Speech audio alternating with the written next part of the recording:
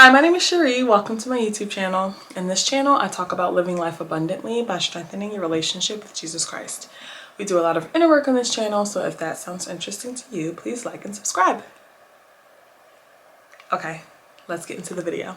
This video is titled, God is Our Fire by Night, and I'm going to be coming out of the book of Numbers. On the day the tabernacle was set up, the cloud covered the tabernacle, the tent of the testimony, and it appeared like fire above the tabernacle from evening until morning.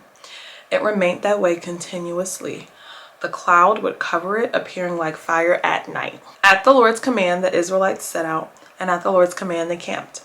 As long as the cloud stayed over the tabernacle, they camped.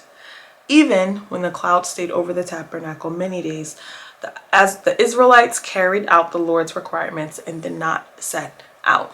First, the tabernacle. The tabernacle was God's dwelling place among the Israelites. God also appointed a leader named Moses. They were just freed from slavery in Egypt, and they were wandering around the wilderness. They didn't have a home. They didn't have any establishments. God's plan was to bring them to the land of Canaan, where the Israelites will live and thrive. So when God would want the Israelites to start moving towards the promised land, literally start walking, the cloud would move. But I wanted to talk about some of the things that the Israelites did and how we can apply their actions to our lives or learn from their mistakes. The first thing the Israelites did was they followed God daily. Whether it was 2 days or a month or longer, they camped at the Lord's command and they set out at the Lord's command. They carried the Lord's requirement according to his command through Moses. So what does that mean to us? Sometimes it's so easy to be focused on the future and the next thing that we have a hard time looking at the day that we are in and figuring out, what does God want from me this day? When God set out, he didn't give the Israelites a warning. The cloud moved and they went. There's nothing wrong with having like a 5-year goal and having plans and ambitions and being prepared, but the details he reveals daily. How do you follow God daily? Which brings me to my next point. The Israelites kept their eyes on God. Remember, they had a physical cloud and a physical fire to look at, and they kept their eyes up. So quick illustration, if you are a driver, if you drive, you can even think about this if you walk, but specifically when you drive, you're aware of what's going on around you. You see a car over here, you see a car over there, you see cars, if you're on the expressway, merging, getting on and off the exits. You might have your GPS on your screen.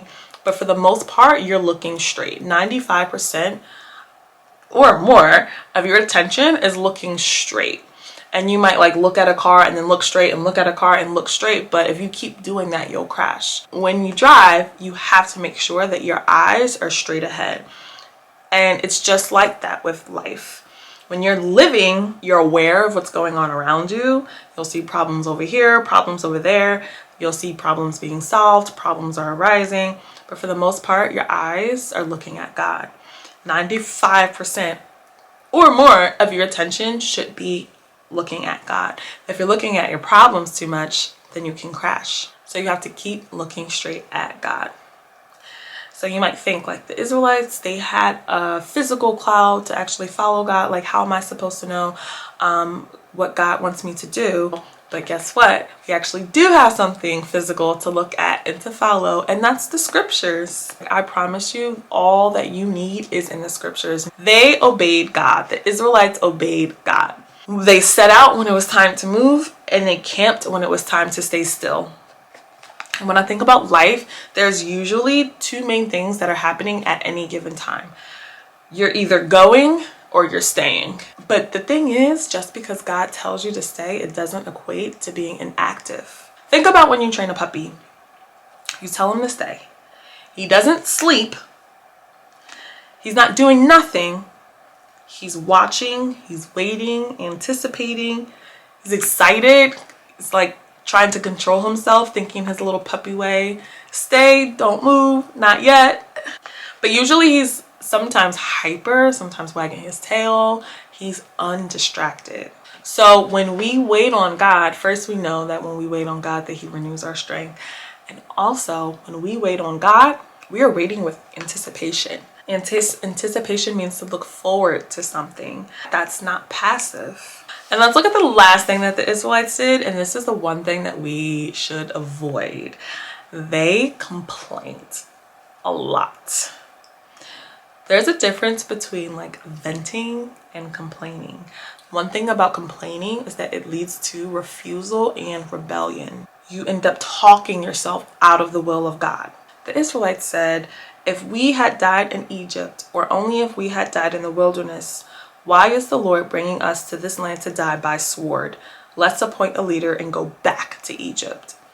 So you can see in this verse, they complained. It led to refusal. They refused to go in the land, and it led to rebellion because they're literally doing the opposite of what God had guided them to do. So the 10 plagues, the parting of the sea, God forgiving them for worshiping the golden calf, the 10 commandments, complaining over hardship, over food, over marriages, status, responsibilities. God forgave them for all of those things, provided for them. And they went through all of that to not enter the promised land and to rebel against God. The difference between complaining and talking to God about your problems is that when you're complaining, you are saying God can't do it. But when you're talking to him about your problems, if you're crying out, if you're venting, you're saying how you feel, but you know in the end, at the end of the day, you're saying, God, but despite all of this, despite my feelings, despite what's going on, despite what things look like, I know you still have the power. I know you still have the victory. I know you still have control and power over my life and over every single situation. And that's the difference. When we look at Moses' prayer in response to God, he acknowledges who God is and the power he possesses. He talks about and he acknowledges God's power, God's strength, God's guidance, God's serenity, God's judgment, God's power, God's love, and God's forgiveness. He says, Lord, I know what things look like, but I know that you are better. I know that you are bigger. So in conclusion, God is our fire by night. We are to follow God daily. We are to keep our eyes focused on God. We are to obey God. And instead of complaining, we are to reverence God. I hope that this was helpful. If you have any questions, comments, or concerns, please leave them down below. Remember, I love you, I'm here for you, and I'm praying for you. Bye.